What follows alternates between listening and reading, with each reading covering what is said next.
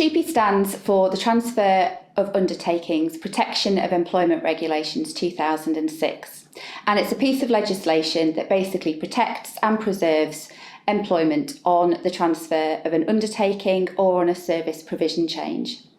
A service provision change can take place where there is an outsourcing, an insourcing, or a retendering.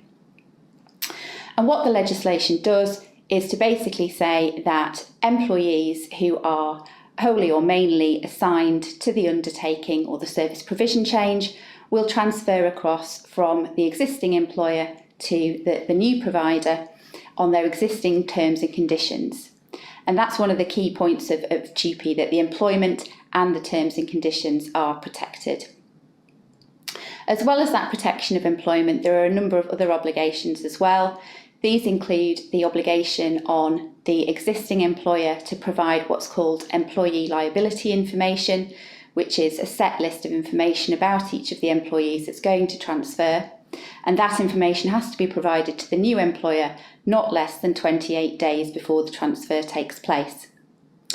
Both the old and the new employers also have obligations to inform and sometimes consult with either elected employee representatives or a recognised trade union about the transfer and the consequences of it.